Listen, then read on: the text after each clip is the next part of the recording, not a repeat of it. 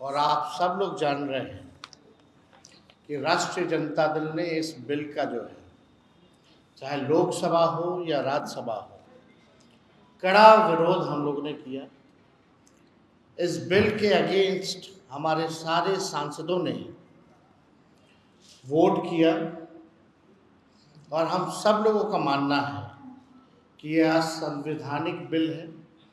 साफ तौर पे आर्टिकल 26 जो हमारे संविधान में है, इसका ये उल्लंघन करता है। और ध्रुवीकरण की राजनीति, भाजपा के लोग देश को तोड़ना चाहते हैं, बांटना चाहते हैं। और जो असल मुद्दे जो है, बेरोजगारी का, महंगाई का, पलायन का, देश की आर्थिक स्थिति का, इससे जो है गरीबी से मुद्दे से, इस असल मुद्दे से ध्यान भटका करके अपनी राजनीति को सीखना चाहती है। और आरएसएस और भाजपा के लोग संविधान विरोधी इसलिए हैं क्योंकि लगातार संविधान का उल्लंघन किया जा रहा है, क्योंकि ये लोग अपना नागपुरिया कानून को जो है लागू करना चाहते हैं पूरे देश में। हम लोग सामाजिक न्याय, धर्मनिरपेक्षता के मानने वाले लोग हैं। नीति, सिद्धांत, वसूल की राजनीति करते हैं। सत्ता में रहे ना रहे इसकी हमको परवाह नहीं, लेकिन हम लोगों ने आज तक अपने विचारधारा से कभी भी समझौता हम लोगों ने नहीं किया है, ना करेंगे और इस लड़ाई को जारी रखेंगे। माननीय मुख्यमंत्री जी अचेत अवस्था में हैं, उन पे हम कोई टिप्पा टिप्पणी नहीं करना चाहते। उनकी स्थिति को देख के हमको चिंता हो रही है। लेकिन इस बिल में जो भी पार्टियां थी, जो अपने आप को सेकुलर पार्टियां कहती हो या सेकुलर नेता कहते हो, उनका पर्दाफाश जो है हुआ है। और ये दिखाता है कि ये लोग केवल अपने कुर्सी के लिए, अपने स्वार्थ के लिए राजनीति करते हैं, ना कि देश की जनता, एकता या कोई विचारधारा की राजनीति करते हैं। ये इसमें स्पष्ट हो गया। अब कोई कितना भी आकर के जस्टिफाई करे कि नरेंद्र मोदी जी और भाजपा के लोग जो है मुसलमानों का भला चाहते हैं और ये बिल जो है उनके पक्ष में है, तो कोई जो है मानना का काम नहीं करेगा। ये सच्चाई है। तो हम आप सब लोगों को बताना चाहेंगे, सूचना देना चाहेंगे कि जिस प्रकार से आरक्षण की लड़ाई, पिछड़ों का, अति पिछड़ों का, दलित आदिवासियों का जो हम लोगों ने 65% बढ़ाया था, जो बीजेपी आकर के रुकवाने का काम की साजिश के तहत आज ये कोर्ट में है और हम लोग कोर्ट चले गए, यानी आरक्षण की लड़ाई के लिए हम लोग कोर्ट गए, सदन में भी आवाज़ उठाया, सड़क पर भी उठाया। ठीक उसी प्रकार से जो अन्याय जो हो रहा है हमारे मुसलमान भाइयों के साथ, इसको लेकर के राष्ट्रीय जनता दल जो है आज हम लोग कोर्ट गए हैं, सुप्रीम कोर्ट गए हैं इस बिल के खिलाफ। तो पहली सूचना ये है। अब आप बताइए, दिन रात जो लोग मुसलमानों को गाली देते हैं, खुलेआम टीवी पे गाली देते हैं, संसद में इनके सांसद मुस्लिम सांसदों को मुल्ला, जिहादी बोलते हैं, इनके सांसद और केंद्र मंत्री गोली मारो सालों को नारा, ऐसी नारों का जिक्र करते हैं। प्रधानमंत्री कहते हैं इन्हें कपड़ों से पहचानो, प्रधानमंत्री कहते हैं मंगलसूत्र छीन लेगा, इनके बिहार के बछौल कहते हैं कि इनको चुनाव का, वोटिंग का अधिकार छीन लेना चाहिए, होली में बाहर मत निकलो। और ये लोग ढोंग कर रहे हैं मुसलमान भाइयों के हितैषी होने का।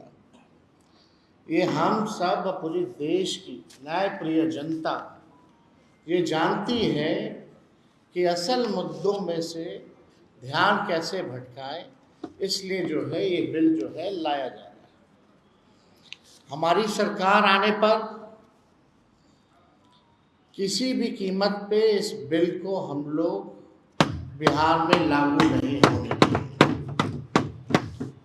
किसी भी कीमत पे। कूड़ेदान में ये बिल को फेंका जाएगा हमारी सरकार जब बनेगी। और मैं दलित भाइयों से, हिंदू और पिछड़े अति पिछड़े हिंदू भाइयों से कहना चाहता हूं कि ये आरएसएस बीजेपी दलित, पिछड़ा, आदिवासी को सामाजिक, राजनीतिक, आर्थिक, शैक्षणिक और धार्मिक रूप से मुख्य धारा में दूर करने की दीर्घकालिक प्रोजेक्ट है। यानी ये नहीं चाहते हमारे जो हिंदू भाई हैं, चाहे दलित हो, आदिवासी, पिछड़ा, अति पिछड़ा, अभी तो मुसलमान निशाना, लेकिन असल निशाना दलित है, पिछड़ा है, आदिवासी है, अति पिछड़ा है। ये लोग नहीं चाहते कि मुख्य धारा में जो हमारे पिछड़े हिंदू हैं, दलित हिंदू हैं, आदिवासी हिंदू हैं, ये मुख्य धारा में ना आए, इनको रोकने की साजिश है। इसलिए आपने देखा होगा 65% आरक्षण भी इन्हीं लोगों का, इस एनडीए की सरकार ने हम लोगों की मांग थी अनुसूची 9 में डालने का, कैबिनेट से हम लोगों ने भेजा था, लेकिन नहीं किया। और मुसलमान के नाम पर, मुसलमान के साथ साथ ये मंडल वाले हिंदुओं का अहित और नुकसान करना चाहते हैं। मुसलमान ही नहीं, इसका निशाना दलित, पिछड़ा, सब लोग। आप लोग लगातार देखिएगा, गरीबी सबसे ज़्यादा, बेरोजगारी सबसे ज़्यादा, पलायन, ये कौन? ये पिछड़ा है, दलित है। इनको आपने नौकरी के लिए क्या किया? मुख्य धारा में लाने के लिए आपने क्या किया? हमने विधानसभा में आंकड़ा दिया था, 0.5% का भी आधा अति पिछड़ा और दलित समाज का ना डॉक्टर है, ना इंजीनियर है। ये बिहार में ये स्थिति है। आप इनके लिए क्या योजना ला रहे हैं? इनको कौन आगे बढ़ाएगा? इनको कौन मुख्य धारा में लाएगा? इसलिए हमारा स्पष्ट रूप से हमारा मानना है कि मुसलमान के बाद तो ये ईसाई, सिख, सब पर ये हमला बोलेंगे, लेकिन खास तौर पे जो मंडल हिंदू हैं, जिनकी 80% आबादी है, उस पे ये लोग जो है निशाना जो है टानने का काम करेंगे। इनका आगे का फ्यूचर का इनका प्रोजेक्ट है। तो ये वक्फ बोर्ड को लेकर के हमारी पार्टी का, हमारे राष्ट्र अध्यक्ष जी का स्पष्ट है कि गैर संवैधानिक है। पार्लियामेंट में जिन लोगों ने इसका समर्थन किया है, इस बिल का, आने वाले चुनाव में इन लोगों को झेलना पड़ेगा। और एक और इशू है, यहाँ अगर आप देखें बिहार में तो एक नहीं, दो उप मुख्यमंत्री,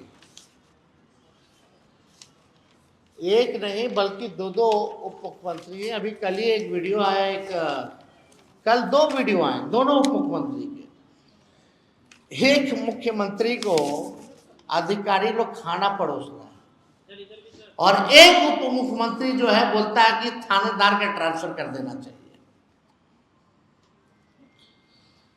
कल सम्राट चौधरी जी कहीं गए हुए होंगे, मुंगेर वगैरह, तो वहाँ बीडीओ, सीईओ स्तर के अधिकारी मंत्रियों को खाना परोस रहे थे, चिकन मटन परोस रहे थे। होली है, बुरा न मानो कहकर होली के सांस्कृतिक कार्यक्रम में सिपाही को सम्मिलित करने के आग्रह को मुद्दा बनाने वाले अधिकारियों से अपनी खाने के प्लेटें उठवा रहे। और दूसरी तरफ उप मुख्यमंत्री विजय सिन्हा जी हैं, कितने असहाय और असमर्थ लग रहे हैं कि अपनी ही सरकार के में थानेदार को हटाने के लिए घोस्ट रिक्वेस्ट कर रहे हैं। बेचारे किससे आग्रह कर रहे हैं, यह भी भूल कर खुलकर विरोध भी नहीं कर पा रहे, बोल भी नहीं पा रहे कि आग्रह अगर किस कर रहे हैं तो किससे आग्रह कर रहे हैं, जरा खुल के तो बोलिए। किसको बोल रहे हो कि थानेदार को हटाना? तो मुख्यमंत्री है। तो स्थिति देख लीजिए प्रशासन क्या क्या हुआ। एक तरफ मटन परोस रहे हैं सीओ बीडीओ, और दूसरे तरफ एक मुख्यमंत्री आगे घोष रिक्वेस्ट कर रहे हैं, पता नहीं किससे कर रहे हैं, कि भैया एक थानेदार को जो है हटा दीजिए। जदयू पार्टी की जो स्थिति है, नीतीश कुमार जी के फोटो को हटा करके अब तो नरेंद्र मोदी जी का फोटो लगाया जा रहा है। जदयू पार्टी में मोदी जी की तस्वीर लगाई जा रही है खाली चुनाव तक। ये नीतीश कुमार जी को जैसे तैसे साथ रखेंगे और उसके बाद क्या परिणाम होना है ये स्पष्ट है, ये सब लोग जानते हैं। भाजपा के लोग नीतीश कुमार जी को जैसे तैसे केवल चुनाव तक साथ रखेंगे, उसके बाद पूरी बिहार की जनता जानती है कि उनके साथ भाजपा के लोग जो है क्या करेंगे। जदयू अब बीजेपी की बिहार की इकाई का एक वंचित, उपेक्षित और अल्पसंख्यक विरोधी प्रकोष्ठ बनकर के रह गया। ये जदयू की आज के हाल में स्थिति बन गई। करे तो करे क्या? अब मुख्यमंत्री को उप मुख्यमंत्री हाथ फेर दे रहा है, कोई अधिकारी हाथ फेर दे रहा है, हाथ दबा दे रहा है, अचेत अवस्था में है। क्या हो रहा है ये सब हम लोग देख रहे हैं। इतना महत्वपूर्ण विषय चला गया, मुख्यमंत्री खुल के नहीं आए। कौन रोक रहा है भाई उनको बोलने से? ये तो कौन ऐसा बड़ा नेता देश का जो है इस पे नहीं बोला हो। लेकिन हमारे मुख्यमंत्री जी एक शब्द भी अगर वक्फ बोर्ड पे अगर किसी ने सुना हो तो जरा बता दें। जब इतने महत्वपूर्ण विषयों पे वो चुप रह रहे हैं तो बिहार सरकार कैसे चल रही है? 13-14 करोड़ लोगों का भविष्य सुरक्षित है कि नहीं है, इस पे सवाल तो खड़ा होता ही। आज भी हमने देखा कि जबरदस्ती थोपा गया है जदयू के लोगों को, भाई बैठो तुम लोग, जितना लोग हो प्रेस कॉन्फ्रेंस कर लो, थोप करके बैठाया गया है। लोग कह रहा था नहीं बैठेंगे नहीं बैठेंगे, तो उनमें से इनके वर्किंग प्रेसिडेंट ललन सिंह और कुछ यहाँ चौधरी जी लोग बोले कि तुमको पद पे रहना है कि नहीं रहना है, एमएलसी रहना है, फल्ला का चेयरमैन बने रहना है।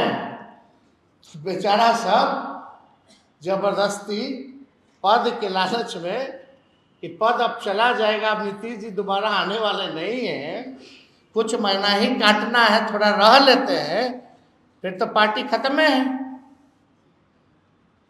तो इसलिए ये लोग बेचारा सब मुंह लटकैले सब लोग जो है आज प्रेस कॉन्फ्रेंस किया है।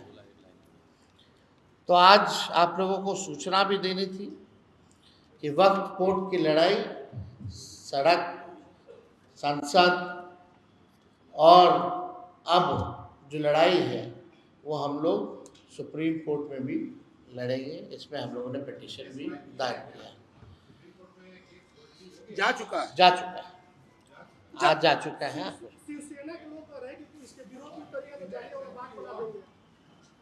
आपको प्रोवाइड करा दिया अपलोड होते ही मिल जाएगा। एक बार अपलोड हो जाने मुसलमान सड़क पर ना निकले, शाहीन बाग ना बनाए, नहीं तो जालियावाला बाग बना देंगे। एकनाथ शिंदे के संजय निरुपम।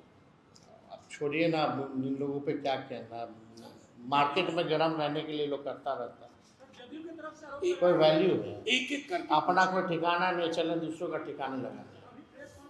ये सिनार यहाँ एक आप बोले जेल में डालेंगे। कितना लोग को बोल रहे हैं, कब से डाले हैं, कितना लोग को डाल रहे हैं, पूछो ना तो। ये आपको नेताजी ने उनके लिखे छोड़िए, थानेदार तो सुन नहीं रहा है। रिकॉर्ड है हम लोगों के पास। अभी है ना विजय सिन्हा जी कल ही ना बोल रहे थे, वो क्या जेल में डालेंगे, उनका तो थानेदार ही नहीं सुन रहा, खुद बोल रहे कि हटाओ थानेदार को। किससे, कौन हटाएगा? आओ कह रहे जेल में भेजेंगे। अरे भाई ज्यादा बोलते बोलते कुछ ऐसा ना बोल दीजिए कि आदमी को डालना पड़ जाए। हाँ एक मिनट, हाँ एक मिनट, हाँ। एक मिनट ले रहे हैं उधर, हाथ उठाए हुए। इसके बाद आप नहीं आपसे आपके बाद प्यार है, चलिए। अभी आ रहे हैं।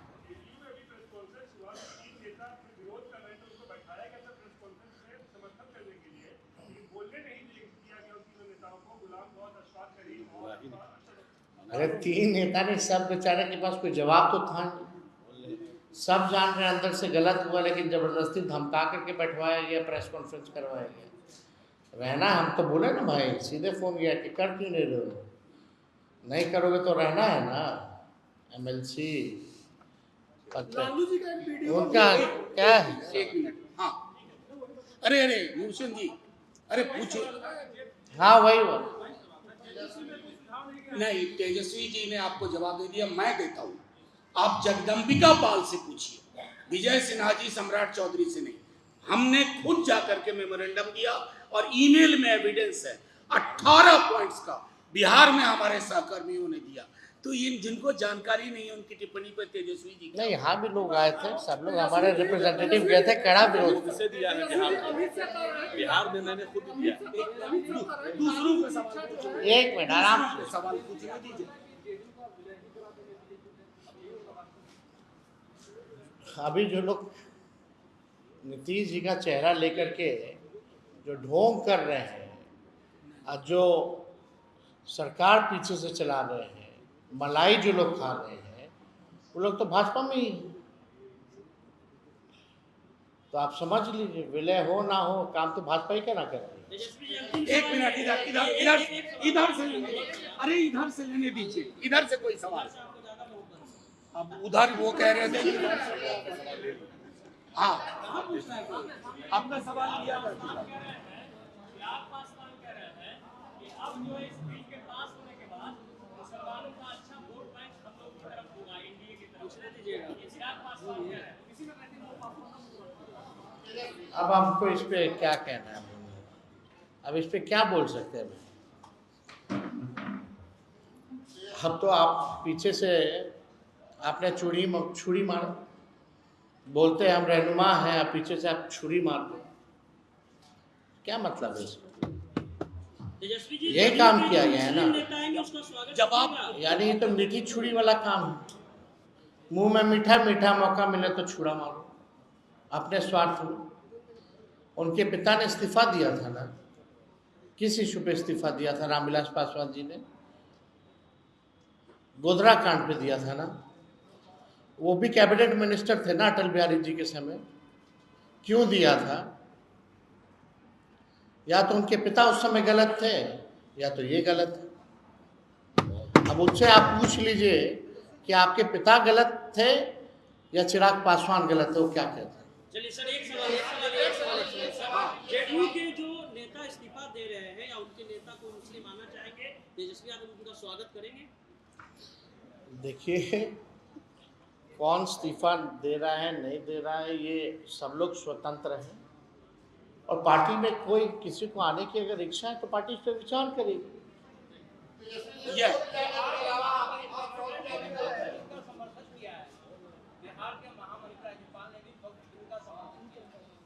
उनकी अपनी राय हो सकती है भाई, हम किसी का राय थोड़ी मानने आए हैं, हम अपनी राय को रखने आए हैं। हाँ आप बताइए।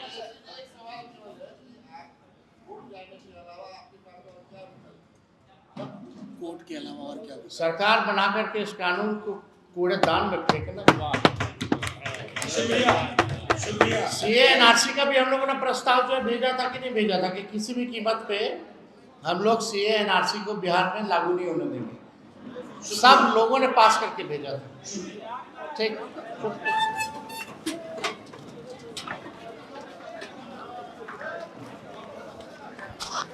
आगे बाबा।